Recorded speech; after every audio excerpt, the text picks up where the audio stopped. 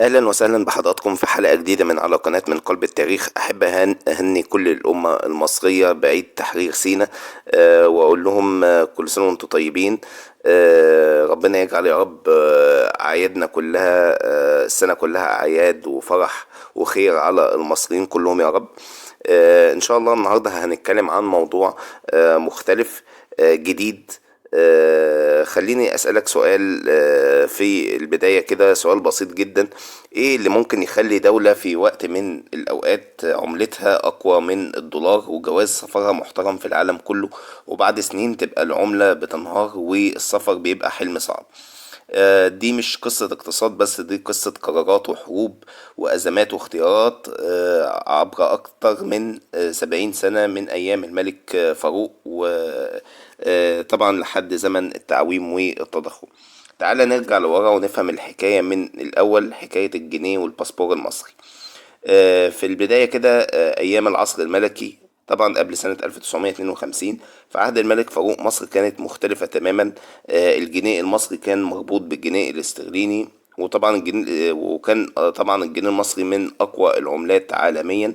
طبعا في فترات كان الجنيه المصري، يعني 1 جنيه مصري كان بيساوي 2 دولار ونص أو أكتر. طب هو ليه كان قوي؟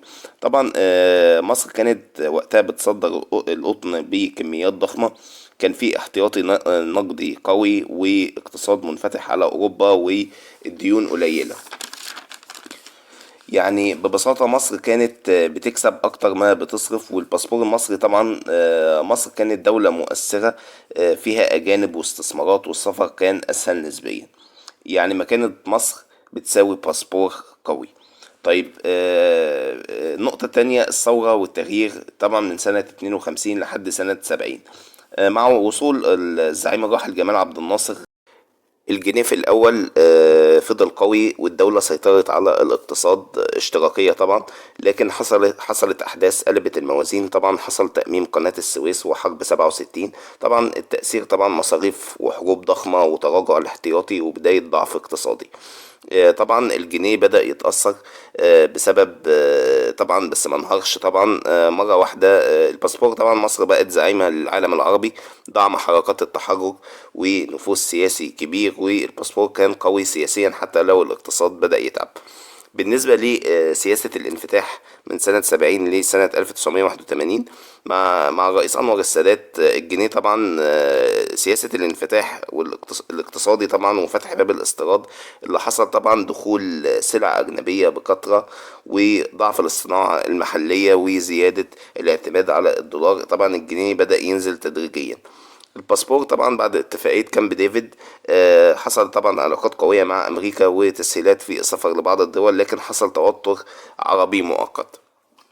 بالنسبة لي فترة الاستقرار الظاهري من سنة 81 لحد سنة 2011 مع الرئيس حسني مبارك، الجنيه طبعا حصل فيه استقرار نسبي لفترة، لكن تحت السطح الديون بتزيد واستيراد عالي وفساد إداري. سنة 2003 حصل تعويم جزئي وانخفاض واضح في قيمة الجنيه.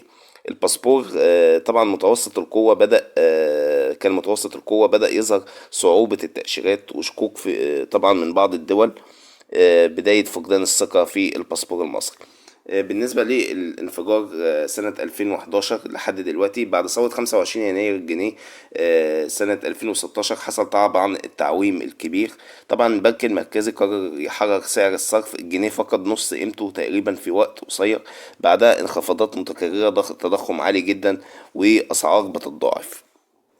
الأسباب الحقيقية قلة الإنتاج المحلي والاعتماد على الاستيراد الضخم طبعا، والديون الخارجية ونقص الدولار طبعا، والأزمات العالمية زي كورونا وحرب روسيا وأوكرانيا. والباسبور طبعا حصل تراجع كبير في الترتيب العالمي ودخول عدد قليل جدا من الدول بدون تأشيرة للاقتصاد والهجرة.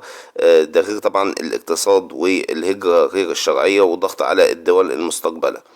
طبعا العلاقة بين الجنيه والباسبور، خلي بالك من النقطة دي لأنها مهمة جدا. لما العملة بتضعف طبعا الاقتصاد بيضعف والدخل بيقل والهجرة بتزيد والدول بتقفل أبوابها والباسبور بيضعف، يعني الاتنين مرتبطين ببعض بشكل مباشر جدا. طب ممكن حد يسألني سؤال، هل كان ممكن نتجنب ده؟ سؤال صعب بس إجابته لو تم دعم الصناعة وتقليل الاستيراد وإدارة الديون بشكل أفضل واستثمار في التعليم والإنتاج. طب هل في أمل؟ الأمل موجود لكن مش سهل. الحلول تصنيع حقيقي وتصدير أكتر وتقليل الاعتماد على الدولار واستقرار اقتصادي طويل. لو ده حصل الجنيه ممكن يقف على رجليه والباسبور يتحسن تدريجيا. طبعا القصة دي مش مجرد أرقام، دي قصة بلد وقصة جيل كامل من القمة للانهيار. الطريق كان طويل لكن الرجوع تاني مش مستحيل. السؤال الحقيقي مش احنا وقعنا ليه، السؤال الأهم هنفضل كده ولا هنقوم تاني. وبكده تكون انتهت حلقة النهاردة. كان معاكم محمد سالم. لو عجبتكم الحلقة يا ريت تدوسوا لايك وتدوسوا على زر الاشتراك وتفعلوا الجرس عشان يوصلوك كل جديد، ونتقابل في فيديو جديد. سلام.